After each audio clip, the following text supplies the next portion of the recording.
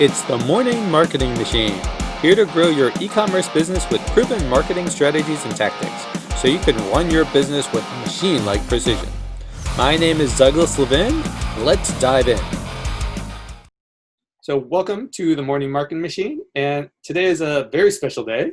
So if you heard anything I've said about marketing or mindset, the odds are pretty good that I probably learned it from Bryan Bowman. So today you don't actually have to hear me say that anymore because we actually have Bryan on the show. So thank you, Bryan, for coming on. Yeah, for sure, Douglas. It's a pleasure. Thanks for inviting me. And yeah, we've known each other for a long time, so it's pretty cool. I love this. I love this show and like the idea behind it. Happy to be on here, and yeah, hopefully we can talk about some cool stuff that your listeners will get some value from. Oh yeah, definitely. I know it seems like probably like I've learned about 90% of my marketing and mindset from you. So I'm always constantly dropping. Bryan Bowman, I learned the strategy from Bryan Bowman. So so they're probably pretty familiar with you. But I guess for the three people out there that haven't, if you can tell us just a little bit in terms of how you got started on this journey. Yeah, for sure. And full transparency, a lot of stuff, pretty much everything I learned from others. So that's the name of the game. We just keep passing it forward to other people, and you're going to influence another generation of marketing, like a new cohort of marketers, and they will apply it and they'll say, oh, I learned this from Douglas, and then they'll influence another group. So that's kind of how I think it's the best way to do it. It's how the game's played, right? So a little bit about me. I mean, I won't give you the whole long story. The years are adding up, so the story's getting longer and longer. But basically, on the sort of entrepreneurial side, I've always been a business-minded person. My parents were as well. So, entrepreneurship and kind of striking out on your own and being independent and thinking independently, that was just kind of normal in my house. And my parents own a lot of different businesses. At 19, I tried college, dropped out, started my own business. That failed. I actually did strike it kind of out on my own at 22. I did start a document management company. Back in the day, that was like a big deal to take records and scan them into a database where companies could search and stuff. It was good. It was good business, but ended up quitting or, getting rid of that business, dissolving it, and then going and playing pro golf on the mini tours for a while.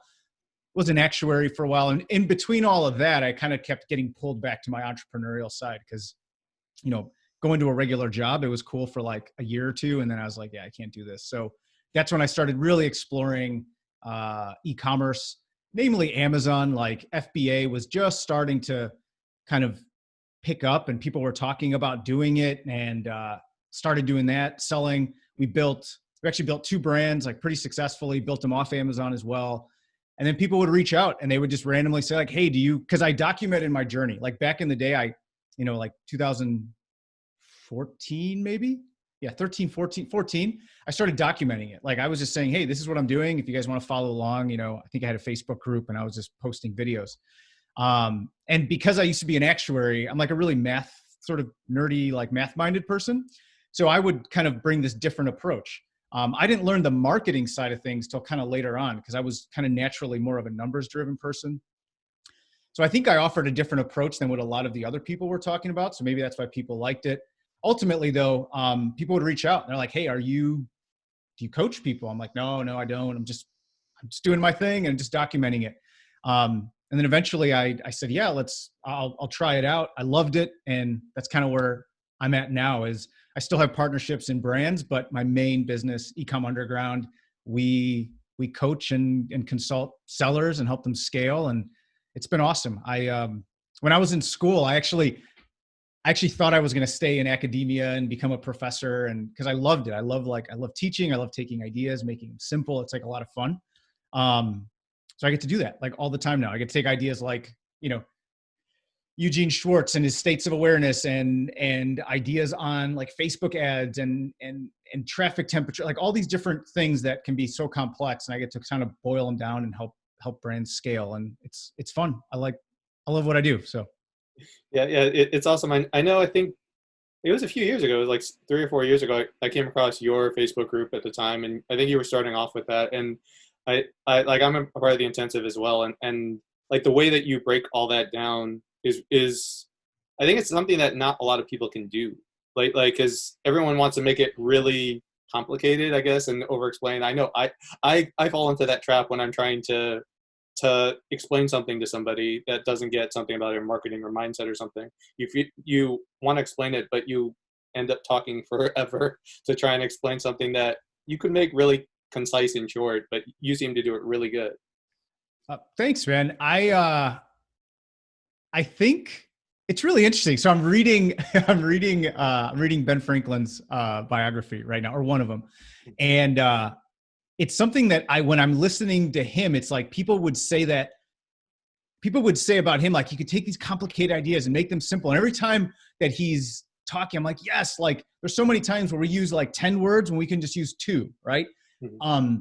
And I think, so listening to that, I'm like, oh, like I totally appreciate what he's doing. And I think that's one of the biggest things is like us not trying to like flatter, and I'm talking to myself, right? Like not trying to like flatter our own ego with what we know, like, and just trying to really dumb it down and try to come up with, Steve Jobs used to call them Icolas. I know Russell Brunson, you know, I learned so much from Russell.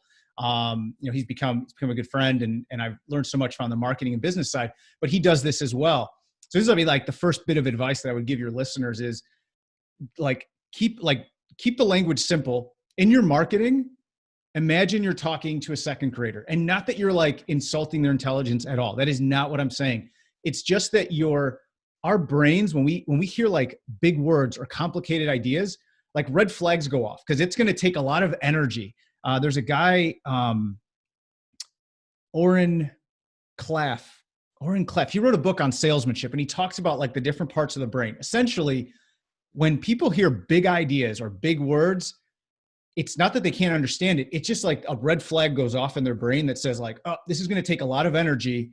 I don't want to, it's almost like a survival mechanism, like subconscious. I don't want to expend this energy, so I'm going to shut off or put this thing to the side till later. But one way you can like penetrate that wall is dumbing down the language, keeping it really simple.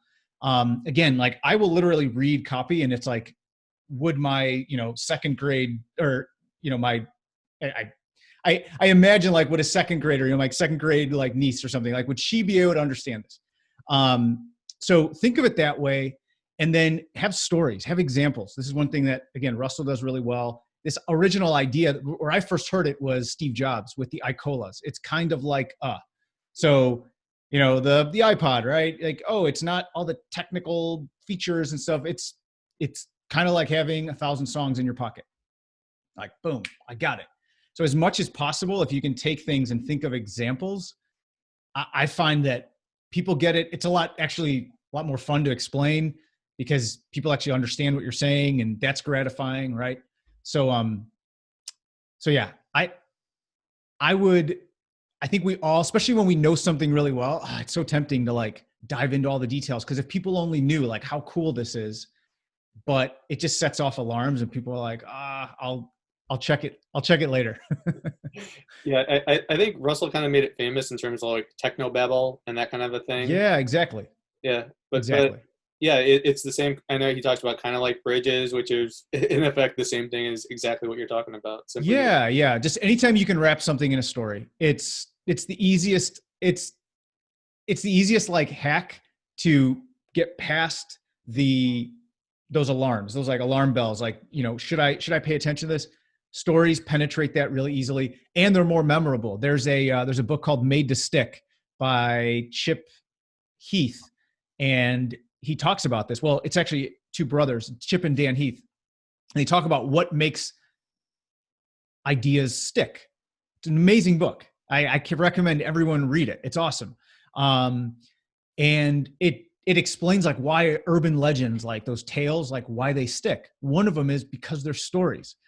And there's been all these studies that when you compare giving people the stats and the facts and the details and checklists and everything versus just giving them the story, like wrapping the idea in a story like that, they retain more and they're able to apply more of what you said than with all the stats and data and everything else. So.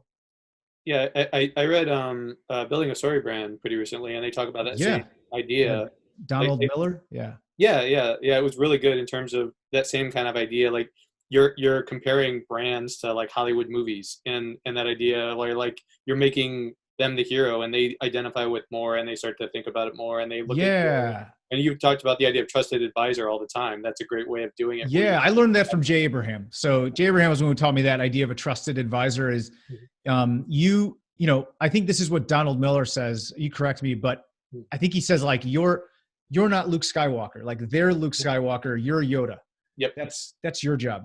Yeah. Yeah. Yeah. So since you were talking about books a few times here, and obviously you're talking about the one that you've been reading now. What's your? I know you do a lot of reading. What's your favorite in the last, say, 6 months? Ooh, that is tough to say. 'Cause I do read a lot. I Man, that is a tough question. My favorite in the last 6 months, because then the problem is there's going to be recency bias. Mm-hmm.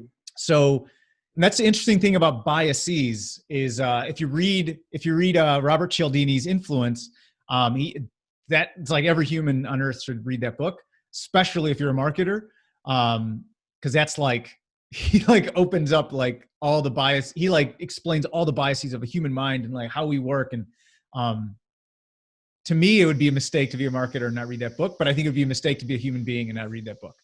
But he talks about recency bias. Like I'm going to remember the things that are more recent. So there is one book, and it's not marketing. It's nothing to do with business, but and maybe it sticks out because it wasn't marketing or business. But C.S. Lewis, Mere Christianity, was pretty impactful. Like, it's definitely a book that I'll go back and read. And I'd be surprised if in the next 10 years, I didn't read it at least, 3 or 4 more times. So I don't know if that's the answer you're looking for. I don't know if you want more like a business book. Because that one definitely sticks out. What do you think made it so impactful for you? I'm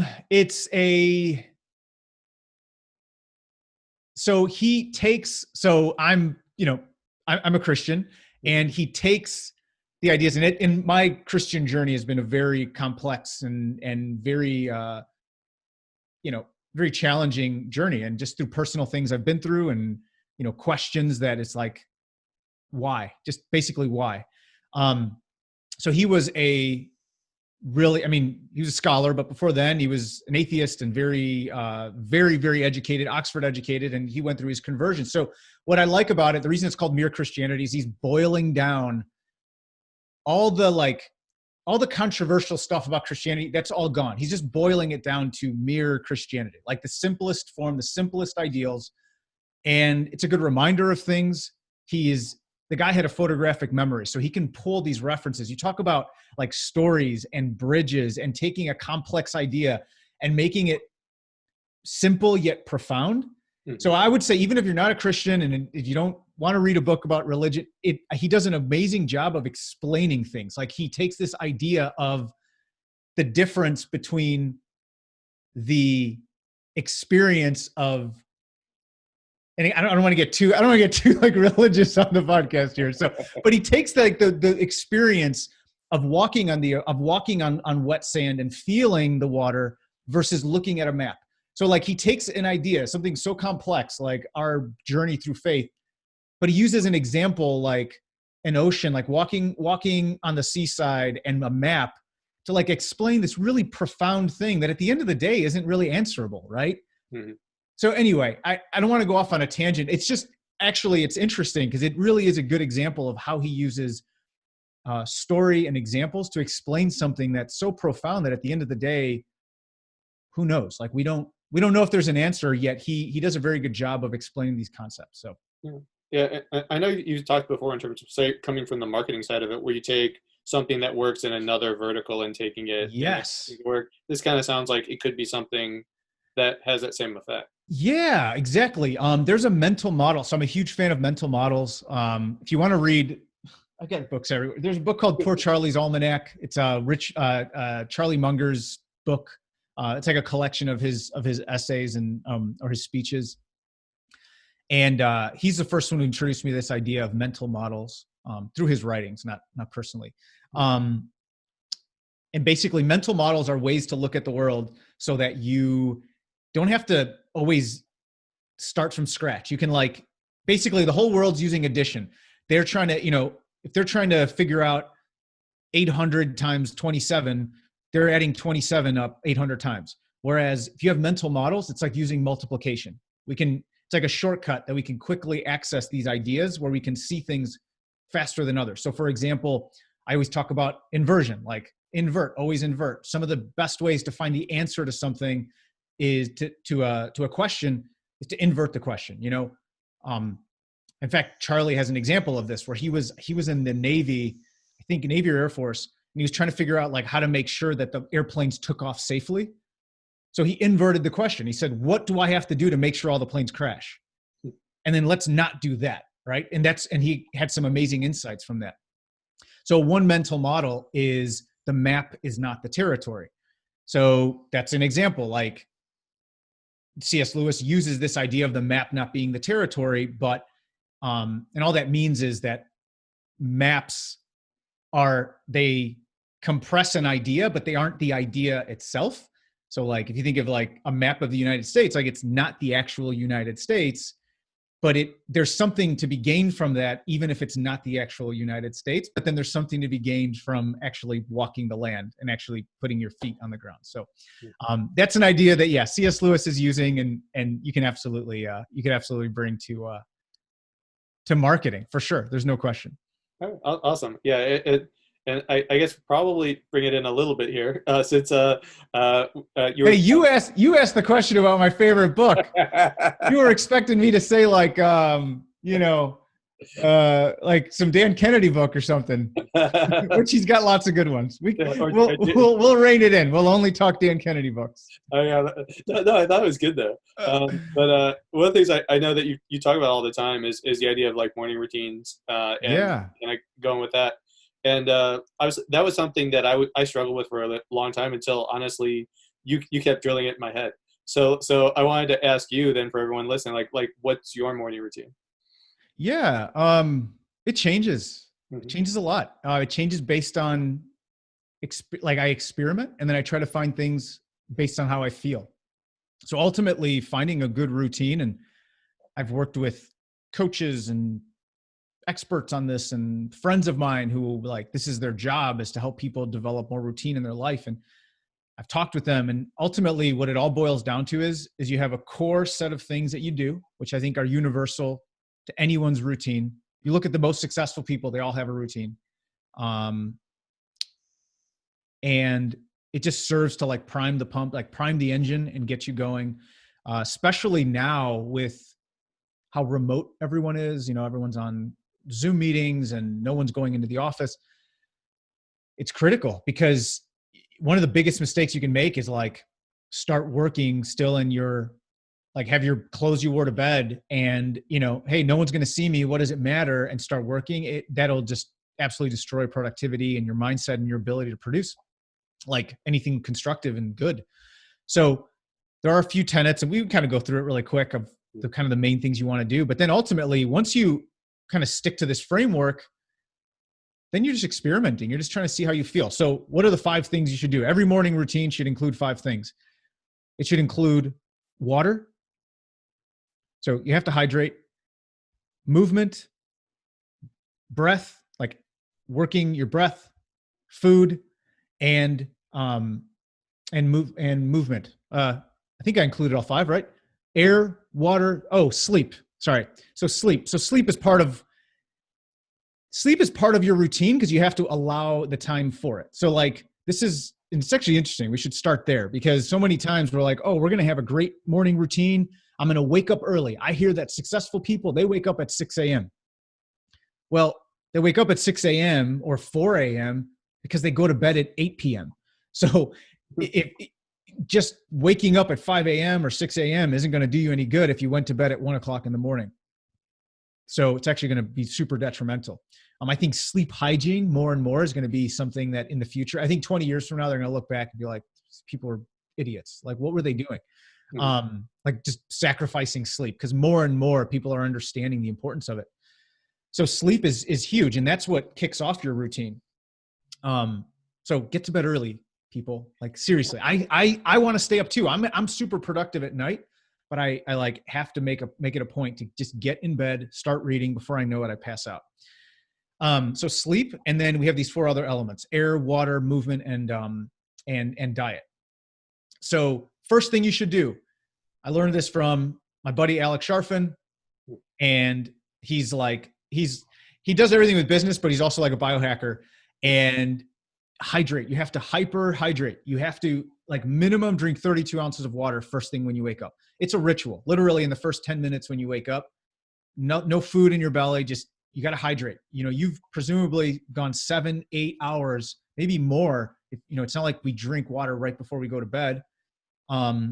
Maybe 9 hours. You haven't had a drop of water in your body. You have to hydrate. Yet people will, first thing they'll do is they'll take coffee, or they won't even drink coffee till like 2 hours later, which just dehydrates you more. So hyperhydrate, at least 32 ounces. I will usually do, and everyone has to kind of increase their tolerance and stuff. So I'm not giving health advice, but I'll usually do 32 to 40 ounces of water, like chug it, like the way a dog drinks water. Like they don't sip water. They drink like you're going to take it away from them. So that's what I do. You just chug that water. I think studies show it increases metabolism by 40% when you do that for like the next 2 hours. And it just gets you hydrated, gets your brain working. That's the first thing I'll do. And then I hit the road right away, whether it's going for a run, going for a walk. So I got my water. I already got my sleep. I got my water right away. Then I hit the road. I start moving and I start breathing. Now, there's more and more coming out about this. I learned this like 4 or 5 years ago from my buddy Anthony DiClemente. Breathing through your nose only. All right. Now I know some of you might have like deviated septum, maybe broken noses and stuff. So, I heard Joe Rogan once say like, get it fixed, because he got his fixed and he's like, it changed his life. But for most of us, we can breathe out of our nose, mouth shut, breathe out of your nose, go for a walk. I go for my run and only breathe out of my nose. And I'll tell you, it's hard at first, but it's meditative. And there's a whole biochemical process that's happening. You can look it up on your own. But I'll just go, if I'm just going to go walk, I just hit the street, put my shoes on, start walking. I'll probably go for like an hour walk, only breathing out of my nose. Right now, because I'm reading this massive biography, I'm hitting it with the Kindle and with the Audible. So I've got Audible playing while I'm walking, and then at night I'll read the Kindle. So that way I'm cruising through this thing. That's about it. And then when I'm done, I come in and I make sure that I eat a good meal. Basically all plant-based. I have like two organic eggs in there, free range eggs, but for the most part, it's just a lot of vegetables, some kimchi, some sauerkraut, get some probiotics in my system. And yeah, that's it. That's my morning routine. And it's like clockwork every single time. Mm-hmm. And I assume because you've built that up over time as well, it helps in terms of your mindset as you're attacking problems, as you're trying to deal with the things you're trying to overcome then, right? I always say this, that everyone wants the routine to maximize performance, which it will, because now you're not having to make any, especially if it's a routine, you're not making any decisions until like, 10 in the morning or 11 in the morning, which is great. You're not using up your decision-making capital early in the morning, deciding like, what am I going to do this morning? Or what am I going to eat? So yes, that's good. It's going to help you, achieve more, but let's invert the question and kind of think about it in the inverse. It protects your downside. So when life gets uncertain, when, I've had my fair share of it, as we all have, where it just seems like there's no way out of this. What are we going to do? Even right now, there's so much chaos, and I know there's a lot of people that are hurting, and it protects your downside so you don't go into a tailspin, so you don't feel totally lost. If all you have is just that routine where every morning, because it's so easy to just sit there then in bed and just give up and say, what's the point? No, you have your routine and you don't even have to think about it. You just wake up and you do it. And 9 times out of 10, after you're done, you've done your walk, you've gotten your fresh air, you've gotten some sun on your skin and your eyes, you consume some good content, right? You maybe listen to a book, you ate a good meal, like, all right, like you're at least primed to do something where you could have spent that whole time, just feeling sorry for yourself and myself, like we all do this, and done nothing and lost a whole day, which can turn into a whole week, which can turn into a whole month. We've all been there. So Yeah. That kind of brings up another point too, because this is something that all business owners deal with, like I would say like, on a consistent basis at some point. Like all you the try and time. do everything you can to obviously like not acknowledge it, but there's going to be that time where for whatever reason you're in a funk, or you just can't get over whatever that stumbling block is that you're trying to get through. So like when that has happened to you, like what have you tried and what works for you? So my routine is, and definitely, like I said, it's evolved over time. I've used to do a lot of different things. My routine used to be, there was a sauna in there. There was cold showers. There was, ice baths. There was intermittent fasting for X amount of time versus Y amount of time, and working out, not working out. Like I've tried all types of things. Like now I've got a routine. It's the one I have. It'll probably change later on. So just optimizing that thing for how I feel and journaling it and realizing like, oh, wow, when I did that, I felt a lot better. So let me keep doing that. So my routine has been huge. I think you have to have at least one person that you can confide in. I can't tell you how many times, you know, you can feel, and I'm talking about like the depths of the pit. I'm not talking about just like, oh, I had a rough day. I'm talking about when things get really, really hard. I don't know if you've ever experienced this, but you get that feeling like there's like emotion here, like welling up, but like no matter what you do, like you can't get it out. It almost feels like it's stuck there. And I don't know if this is, maybe you just feel it like as a man, like, I don't know, maybe it's a little bit harder for us. I grew up with all sisters.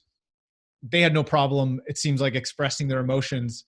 I was the youngest and they just beat up on me and yell at me. So it seemed like they had no problem. And they were always crying and happy and smiling and all this other stuff.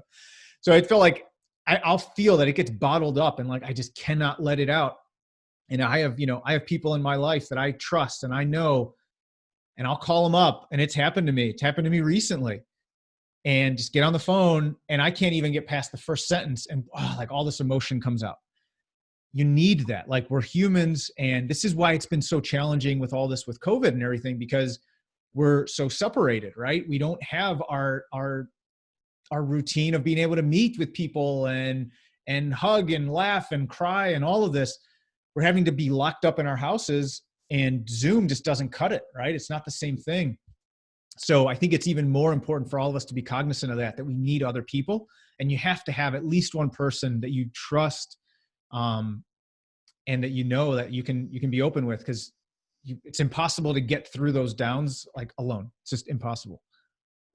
I know. I can't remember if you were the one who told me about this or not, but like I've heard it from numerous places. The idea that you can't, like, obviously you can't do it alone, but you need that support. And usually it's from, whether it's a spouse, partner, or something along those lines, that's in your corner too. Because no matter where you're always gonna have to deal with that kind of in your life as a business owner. It's just part of Yeah. the deal, right?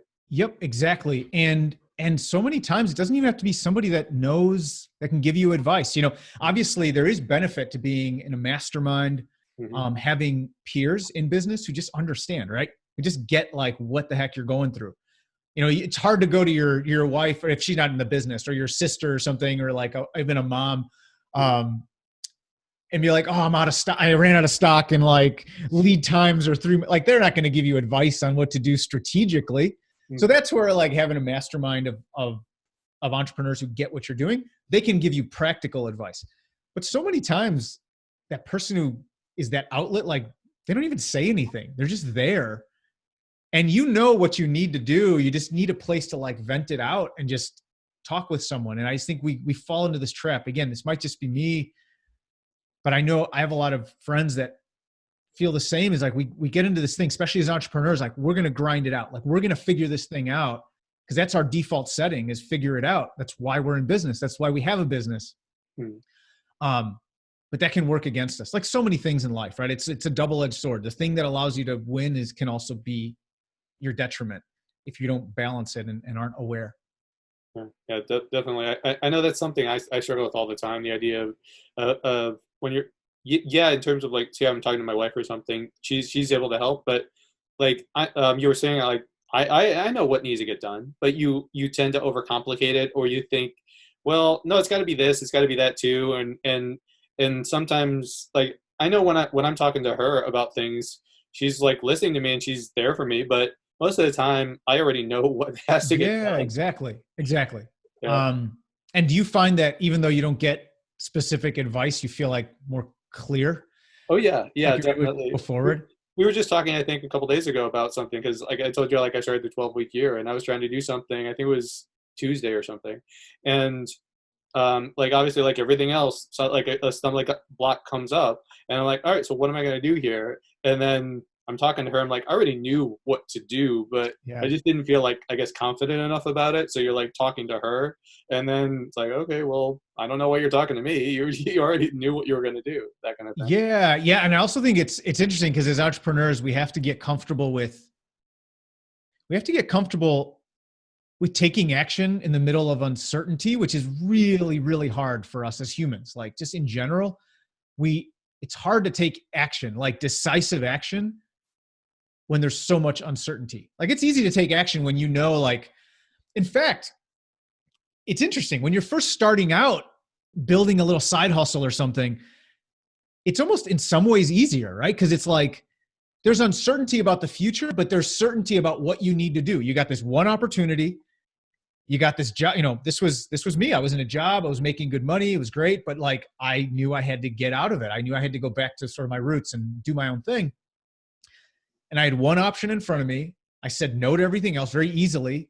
I almost had nothing to lose, right? I didn't quit my job. I didn't, I actually did kind of a slow transition where I started requesting. I learned this from Tim Ferriss in his book in the 4 Hour Work Week. I requested like one day work from home. And before I knew it, I was working from home 4 days and like only going in on Fridays. So that allowed me to transition really easily, or not easily, but over time. And the biggest thing is like when your back's against the wall, it's easy to take action. Like, all right, let's see if we can get this thing launched. And if it fails, at least I still got my job. Mhm. But as your business starts to grow and you quickly get past the like meeting your minimum needs and like, fine, there's food on the table, mortgage is paid or rent is paid, everything's good. Now we start growing, more opportunities come your way. Now there's so many options and there's complete uncertainty because you really don't know what's the best option. What should I do?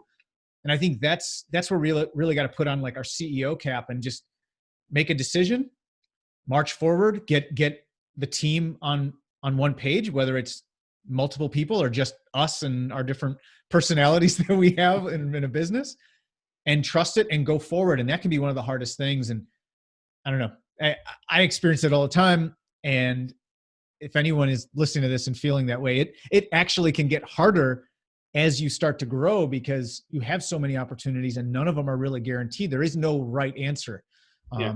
which can be really challenging.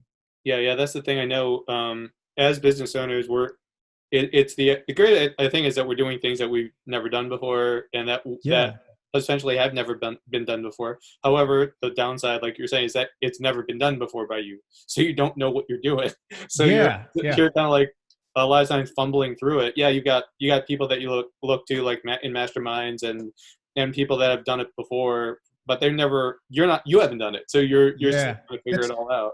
which is actually a great point. That's why as much as possible, try to model success, right? Yeah. Because you're like, at least you can hang your hat on the idea that, at least one person this worked for. So there's some precedent that's been set. Sure.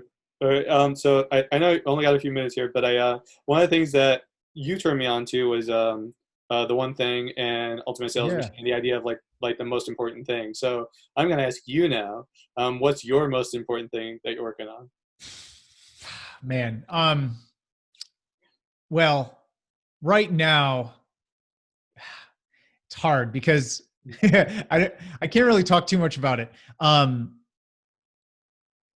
it's kind of a secret project. So my number one thing is we're working on some software, but I can't really talk much about it because it's still very much in the like Yeah. Keep it like as little development phase. as you need to say. But that right now is the one thing. And then, as I always talk about, probably like a broken record, the one thing isn't the only thing, right? Mm-hmm. So there is only one priority. There's one thing that takes precedence over everything else. So it's not priorities, it's not plural, right? It's one priority, but there's a lot of things we have to do. And I've got a few plates spinning and on the business side. So I try to not prioritize more than, or to try to not make, more than 5 things like my action items each day. Any more than that, they just will never get done. And the list just gets huge. And I have to be mindful what I say no to. But yeah, once I get my one thing done for the software side, then the rest of my day is coaching and creating new programs and stuff. So the one thing right now, yeah, I'm sorry, I have to be a little like, oh, that's fine, cryptic. Hopefully I'll have more to say about it pretty soon, but, and it's actually a way to actually enhance the experience for our coaching. So that's why it goes hand in hand. It's not like 2 separate interests. But then the rest of my time, so I guess my other things are all related to building, our better coaching program. I'm a huge believer in better, not new. Again, the only reason we're doing something new is to make the core thing better. But that would be my one big piece of advice, especially and honestly, this is advice I've heard that has helped me at the beginning. And I've got buddies who, are doing 30, 40 million a year. And this is the advice that helped them scale, is focus on better, not new. Better, not new. So many times it's sexy to go after the new thing and it's exciting. And that could be a new product, a new business, or sometimes just doing too many new things in the existing business. I have friends who have marketing campaigns that are crushing. Literally, they're putting $1 in and taking out $10, $15. Like they have incredible return. And instead of improving that one process, they're coming up with all these different marketing ideas and trying all these different things. So then they end up spreading themselves thin. Their teams are frustrated. They have way too many things going on at once. They can't scale any one thing because they're trying new stuff all the time. And they take something that has a 15-to-1 return and spread out the capital they would need in the, not only the money, but the attention, spread it among 5 other things that have a 1-to-1 return. And it just waters everything down. So improve the one thing that's working and find more and more complex like ways to make it better and make it a better experience, better onboarding, better customer, like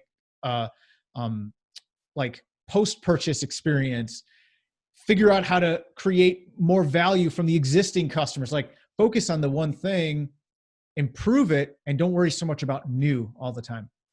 No, yeah, those are definitely great things. I know, like that was an issue. I know you've talked about it too in the past about like the shiny object, and that's another part of it too. Yeah. Like everyone kind of goes through that. I know that was something I struggled with for a really long time. It's that same kind of thing of like double down on something, like say no to everything else, put it on a Post-it note, those kind of things.